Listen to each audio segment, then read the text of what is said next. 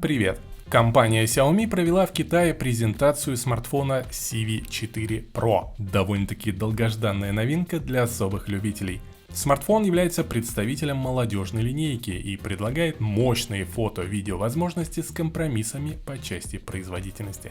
Давайте рассмотрим новинку подробнее, все плюсы и минусы. Подписывайтесь на канал, поехали!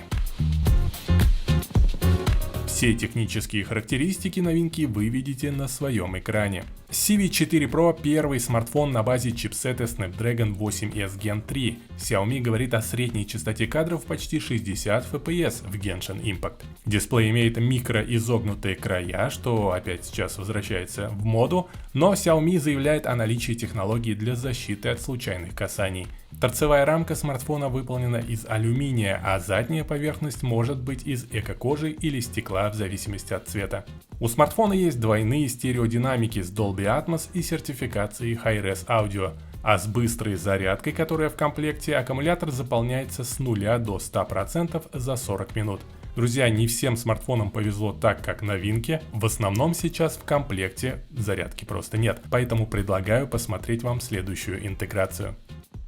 Чтобы не переплачивать и купить лучшее устройство для зарядки за свои деньги, компания Q-Tech предлагает свои варианты. О них сейчас и расскажу.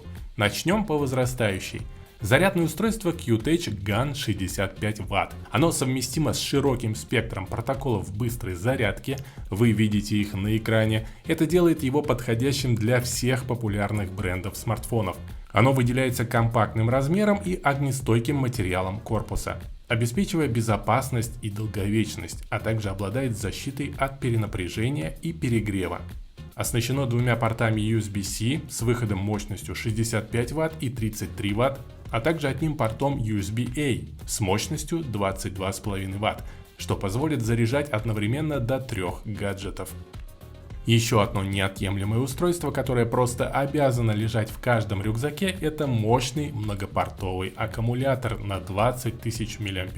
Например, такой как Q-Tech. Он обладает компактными размерами, удобной эргономикой и стильным дизайном. Powerbank можно быстро зарядить до 50% за 30 минут, что достаточно для полной зарядки iPhone, например. Вес 452 грамм, размеры на экране. На передней панели расположен экран, показывающий уровень заряда, и кнопка для включения режима слаботочной зарядки для устройств таких как наушники или часы. Он оснащен портами Type-C и USB-A для подключения устройств, беспроводной зарядки здесь нет. Аккумулятор поддерживает зарядку мощностью до 90 Вт и имеет различные протоколы быстрой зарядки, включая Power Delivery 3.0 и Quick Charge до версии 5.0. Остальные вы видите на экране. Powerbank эффективно заряжает, например, в среднем смартфон с быстрой зарядкой до 100% за 1 час, а MacBook Pro 13 до 50% тоже за 1 час. При этом он остается лишь слегка теплым благодаря встроенному датчику температуры и 9 уровням защиты. Ссылки на них в описании. Продолжим про новинку. Камеры смартфона помогали настраивать специалисты Leica. В роли основного сенсора используется Light Hunter 800, он же OmniVision OV50E. Оптика Sammy Lux от той же Leica. Фишка предыдущих представителей серии Civi, двойная фронтальная камера, осталась на месте.